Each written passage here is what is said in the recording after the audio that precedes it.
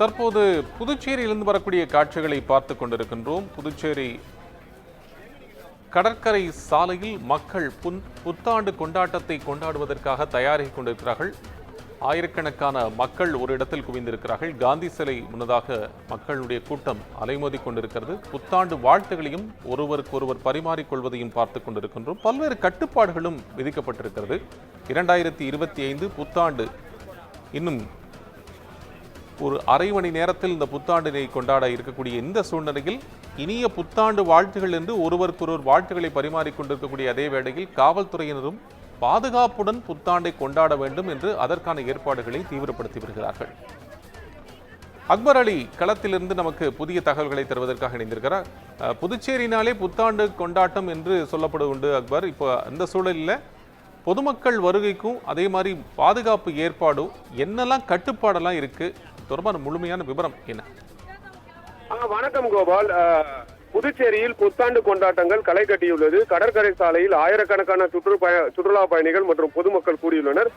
சுற்றுலா நகரமான புதுச்சேரியில் 2025 புத்தாண்டை கொண்டாட லட்சக்கணக்கான சுற்றுலா பயணிகள் மற்றும் பல்வேறு மாநிலங்கள் மற்றும் வெளிநாடுகளில் இருந்து புதுச்சேரிக்கு வந்துள்ள நிலையில் கடந்த ஒரு வாரமாகவே புதுச்சேரியில் உள்ள அனைத்து அறைகளும் நிரம்பியுள்ளன.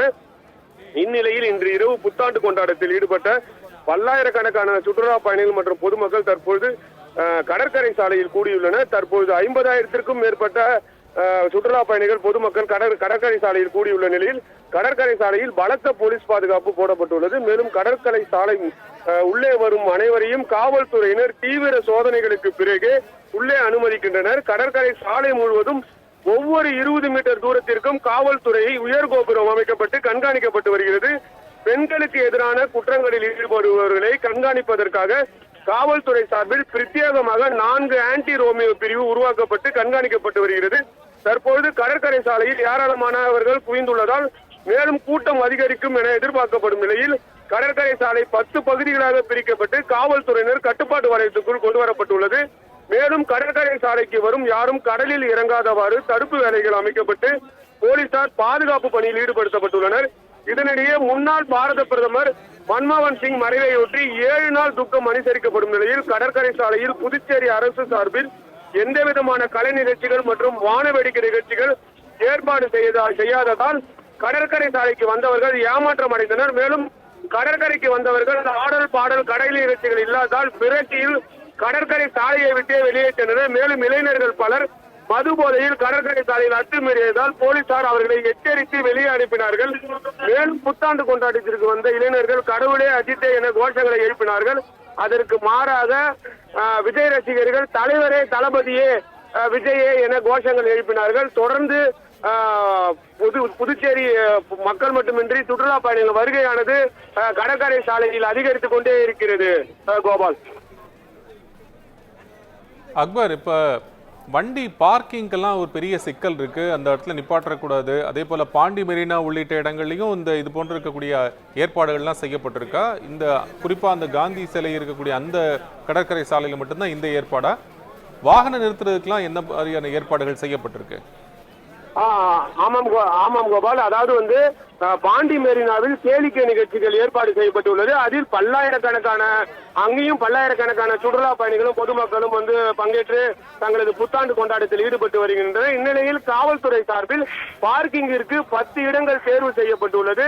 அந்த இடத்தில் மட்டுமே வாகனங்களை நிறுத்த வேண்டும் என காவல்துறை அறிவுரை வழங்கியதால் வேறு இடங்களில் காவல்துறையினர் வாகனங்களை நிறுத்த அனுமதி மறுத்து வருகின்றனர். இதனால் அந்த 10 இடங்களில் பொதுமக்களும் சுற்றுலா பயணிகளும் வாகனங்களை விட்டுவிட்டு சுமார் 1 கிலோமீட்டர் தூரத்திற்கு நடந்து செல்ல வேண்டிய சூழல் நிலவி வருகிறது. இதுவும் கடற்கரையில் பொதுமக்கள் கூட்டம் குறைவதற்கு ஒரு காரணமாகவே உள்ளது கோபால்.